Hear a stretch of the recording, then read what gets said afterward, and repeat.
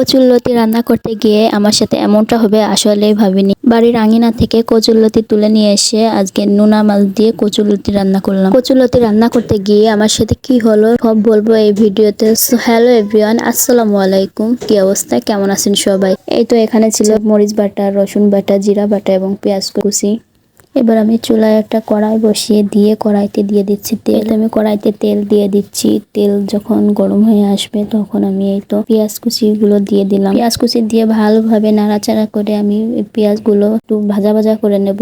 এরপর এর মধ্যে দিয়ে দিচ্ছি। এবার পেঁয়াজ গুলো ভাজা হয়ে গেলে দিয়ে দিচ্ছি কাঁচা মরিচ বাটা, রসুন বাটা এবং জিরা বাটা। সব দিয়ে আবার ভালোভাবে আমি নাড়াচাড়া করে নিচ্ছি। এবার একটা মাটির পাত্রে পানি নিয়ে নিয়েছি। এবার কেটে রাখা কচুরলতি গুলো পানিতে দিয়ে ভালো করে কষলিয়ে একটু পরিষ্কার করে নিচ্ছি কচুরলতি গুলো। এগুলো বাড়ির আঙিনায় ঝোপঝাড়ের মধ্যে হয়, এই জন্য এগুলোতে অনেক ময়লা থাকে, এই জন্য ভালোভাবে পরিষ্কার করে নিয়েছি। এই তো আমি এবার কড়াইতে কচুরলতি গুলো দিয়ে দিচ্ছি সবগুলো এক এক করে। কচুরলতির মধ্যে আমি দিয়েছি আলুর পরিবর্তে কাঁঠালের আটি।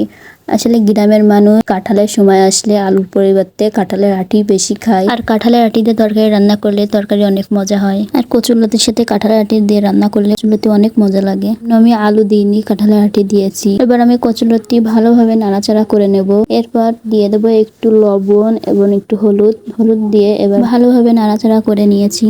তো চলেন আজকে কচুরলতি রান্না করতে গিয়ে আমার সাথে কি হলো সব শেয়ার করছি। কচুরলতি কাটতে গিয়ে আমার হাত আজকে এত বেশি চুলকাচ্ছিল। আসলে দেশি কচুরলতিতে একটু কাটার সময় হাত চুলকায়, এই জন্য আমি পরে তো রান্নাই করতে পারতেছিলাম না। আমার শাশুড়ি আম্মু বললো হাতে লবণ দিয়ে একটু আগুনের কাছে ধরতে, তাহলে নাকি চুলকানি কমে যাবে। এরপর আমি হাতে একটু লবণ দিয়ে আগুনের তাপে ধরে চুলকানো পরে কমে যায়। হাত চুলকালে আপনারা একটু লবণ দিয়ে একটু আগুনের তাপে ধরবেন, দেখবেন আপনার হাত চুলকানো কমে যাবে। এই তো আমার হাত চুলকানো কমে গেলে এরপর আমি রান্না করতে চলে আসছি।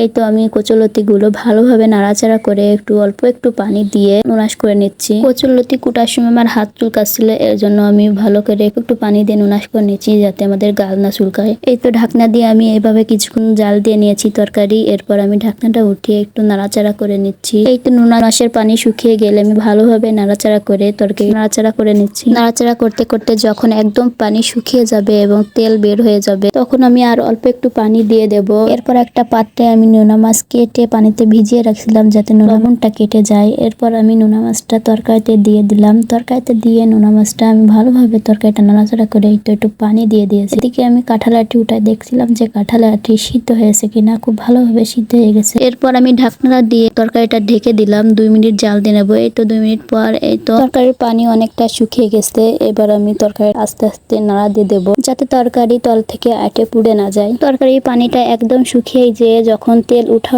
ভাব হয়ে যাবে তরকারি, তখন আমি নামিয়ে নেব। তো আজকের ভিডিও এই পর্যন্ত। তো ভালো লাগলে অবশ্যই কমেন্ট করে জানাবেন, আর আমার পেজে নতুন হয়ে থাকলে অবশ্যই ফলো দিয়ে পাশে থাকবেন। দেখা হয়ে যাচ্ছে নেক্সট কোনো ভিডিওতে। ততক্ষণ সবাই ভালো থাকবেন, সুস্থ থাকবেন। আল্লাহ হাফেজ।